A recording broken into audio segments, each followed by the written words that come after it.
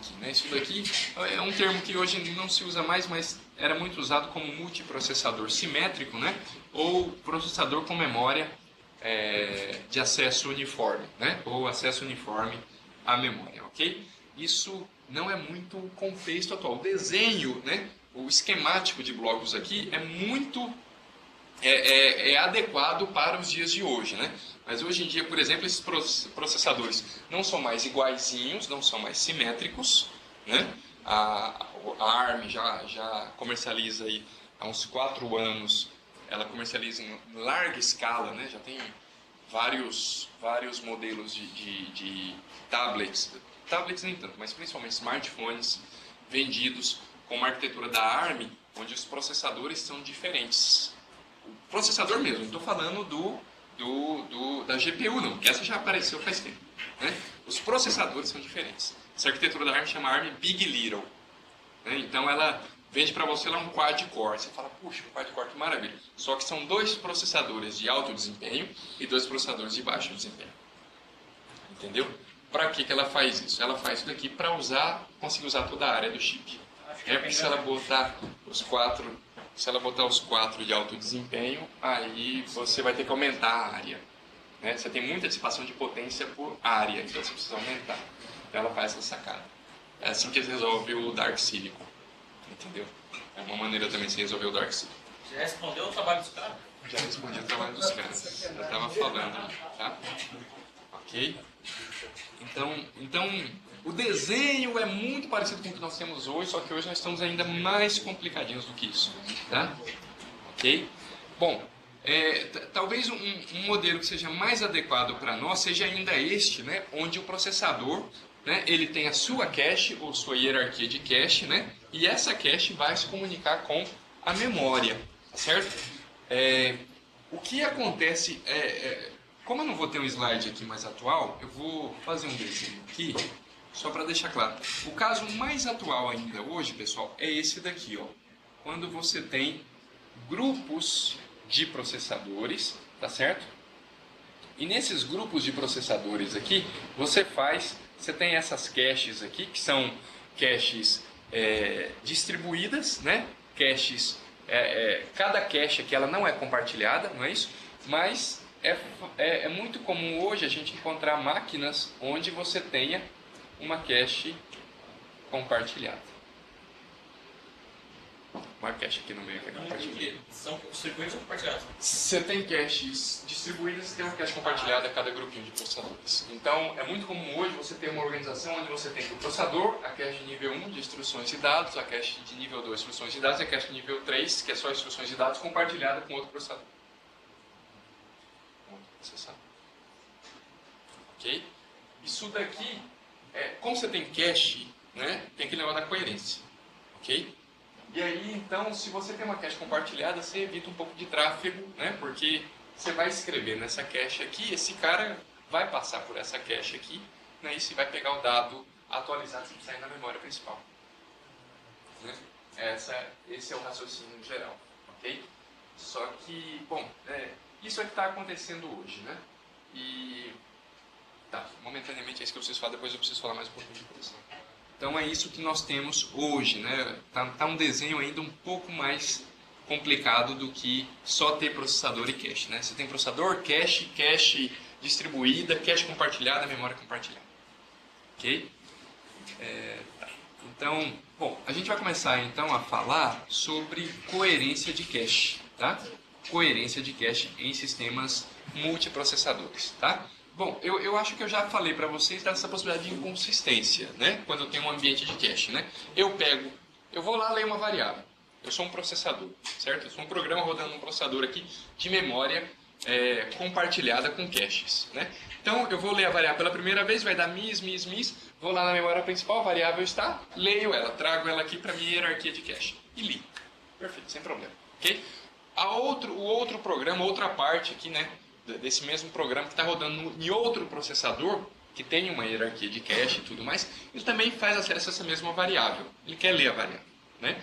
Então, o que ele vai fazer? Ele vai dar miss, né, porque não tem na cache dele, só tem na minha, ok? Ele vai lá, vai na memória principal, lê o valor, coloca na cache dele. Então, eu aqui, o processador P0 e o outro processador aqui do lado P1, temos a mesma variável nas nossas caches, né? Um de nós dois aqui resolve escrever, tá certo? Como eu tenho a variável na cache, eu faço uma escrita para cache, ok? Então, originalmente é isso que acontece, né? Se o mecanismo de escrita for write back, né? Se for write through, não é isso? Eu tenho uma melhoria aqui na atualização, porque eu vou escrever em todas as caches na memória principal. Tudo bem? Então o processador P1 fez isso daqui, a memória principal está atualizada. Se o processador P2 precisar ler a variável, bonitinho, ele vai pegar lá da memória principal, porque ele nunca leu essa variável na vida, vai pegar o valor atualizado. Agora eu aqui, processador P0, que já coloquei a variável aqui na minha cache, vou bater na minha cache, ela está aqui, só que ela está desatualizada, né? Então esse é o problema de inconsistência, é isso que aparece aqui, que eu sublinhei aqui, olha, né? Num sistema de memória compartilhada, tá? Então a possibilidade de consistência entre cache e memória principal, ok? Então essa possibilidade de fato existe, né? Existe ainda, na verdade o problema ele vem bem antes, é porque nós não tivemos tempo suficiente aqui no nosso curso para estudar dispositivos de ES, mas eu não precisaria nem chegar no ambiente de multiprocessamento para falar desse problema de inconsistência para vocês. O fato de eu ter um dispositivo de entrada e saída, né, cujo controlador tem acesso direto à memória, já me gera um problema de inconsistência, né? Já me gera, pelo mesmíssimo motivo. Porque se eu tenho um dispositivo de entrada e saída, né, cujo controlador dele tem acesso à memória, aquilo para mim é como se fosse um processador, tá certo? E eu sou outro processador aqui que tem a minha cache. Então eu vou lá, pego a variável, atualizo, beleza, ela está atualizada aqui na minha cache, né?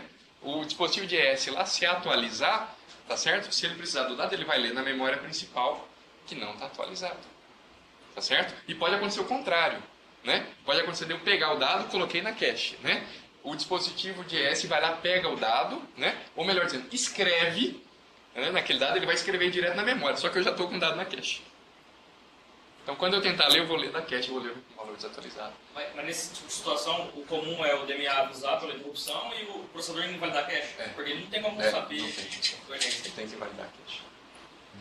Pela interrupção do DMA e pelo endereço que ele passa, né? Aí se faz. Mas o problema de inconsistência, quando você... Você viu que quando nós temos cache, nós nem cogitamos essa possibilidade, né? Porque a cache, ela estava ali totalmente com a motivação de melhorar, né, ou reduzir a latência de acesso à memória principal. Não era isso? Obedecendo o princípio da localidade, né?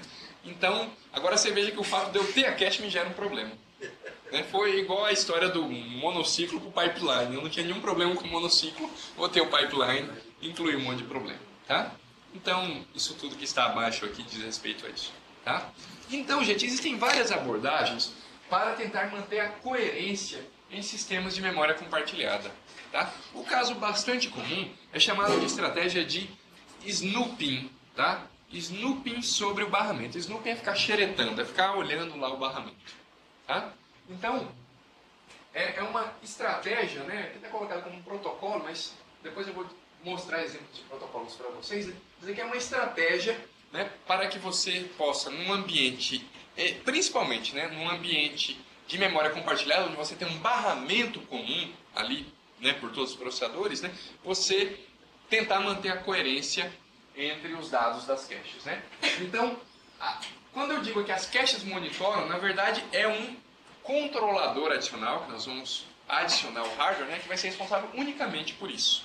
Tá? Então, esse controlador de cache vai monitorar no barramento acessos feitos à memória principal pelos demais processadores. Tá? Então, quando uma determinada cache detecta que houve uma falha de leitura, né, em outra cache, como é que ela vai saber que teve uma falha de leitura? Porque ela vai olhar no barramento.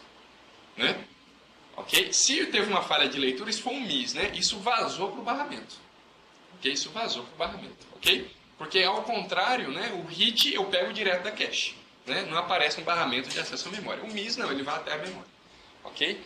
Então, quando uma determinada cache detecta que houve uma falha de leitura em outra cache, né, ou seja, em outro processador, okay? Se ela possui a cópia do dado, né, se ela possui o dado propriamente dito, né, ela pode enviar o dado para outra cache. Né? Isso aqui é uma estratégia. Tá? Não quer dizer que toda hora ela vai fazer isso, não. Isso é uma possibilidade. Né? Com isso, essa cache aí que teve o miss ela evita o acesso à memória principal. Né? Se uma determinada cache já tem aquele dado atualizado, né? Então ela pode se pensar num mecanismo, né? Num protocolo aqui, onde, dada essa situação, eu tenho o dado aqui atualizado e eu mando para outra cache. Eu solto esse dado no barramento. Okay? A outra cache lá, pelo protocolo, ela já vai ficar escutando para ver se alguém vai mandar. Tá certo? Ok? Bom, então isso daqui é uma possibilidade. Como é que ela sabe que o dado dela está atualizado? Porque tem aquele bit write lá na cache. Entendeu? Então, se aquele bit está habilitado, eu escrevi sobre essa cache. Tá? Esse outro pode ir. Esse cara que recebeu a cópia, ele pode, quando ele escrever lá, os dois vão estar lá, não vai ficar diferente? Não, quando ele escrever lá, porque esse acesso dele foi para ele obter o dado. Né? Perfeito, ele colocou. Agora ele vai escrever. Quando ele escrever, isso tem que vazar no barramento. Né? Aí esse cara que falou, opa, não estou mais write. Isso ele desabilita o write, né? Porque, né? Ok? Tudo bem? Ele desalinha aqui porque só um vai ter write, tá? Existe a possibilidade de você manter vários escritores ao mesmo tempo, mas eu preciso melhorar um pouco esse barramento, esse protocolo aqui pra gente fazer isso, tá? Porque aí, na verdade, eu tenho que ficar enviando o dado toda hora, tá? Então veja bem. Então vocês estão vendo aqui, pessoal, na verdade, ó, a nossa cache original é isso daqui, ó. Né? Vocês vejam que aqui nós adicionamos esse snoop tag. Né? Então, na verdade, ele fica escutando o barramento, tentando olhar a tag, né, da cache que está passando por aqui. Né? Porque por essa tag aqui ele consegue identificar, não é isso? Qual é a posição lá do bloco, né, que foi escrito. Descobre seus problemas e dá a solução. Ok? Então vamos lá. Bom, então quando há uma operação de escrita, né? Quando há uma operação de escrita numa cache, para cada uma das demais caches, aqui é que está o negócio, olha, você ter vários escritores ou um escritor, né? Se ela possui a cópia do dado, eu posso invalidar ou atualizar, né? Se eu atualizar, então o cara pode mandar escrita aqui de novo, né? Ok? Então com a ideia de atualização, ela é bem interessante porque eu posso manter várias caches escrevendo sobre o mesmo dado, né? Porque eu estou garantindo a consistência, né? Invalidando, eu também vou garantir a consistência dos dados, né? Só que, na verdade, quando esse cara tentar escrever, né, ele vai dar um miss, porque o dado está inválido, né? Então ele vai ter que buscar o dado de novo, né? Obviamente, esse buscar o dado pode ser a própria cache aqui que escreveu, que invalidou, ela pode fornecer, né? Não tem problema nenhum quanto a isso, ok? Mas ela não fornece se ninguém pedir, ok? Porque a abordagem de atualização, essa abordagem de atualização aqui, ó, ela é chamada de write update. Write update, tá? Enquanto que essa outra aqui, ó, de invalidação, ela é chamada de write, como o nome sugere, né?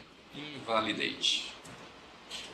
Certo? Então, um invalida, o outro atualiza, né? Invalidar é uma coisa que faz muito sentido, porque você não sabe se aquele outro processador vai precisar daquele dado ainda. Talvez ele já fez tudo o que ele precisava fazer, né? Então você não fica, entendeu, escrevendo, ocupando o barramento, né? Mandando mais dados para ficar escrevendo sobre aquilo lá. Tá certo? Então a estratégia de snooping é amplamente utilizada. Nós temos máquinas de limitada capacidade de cores.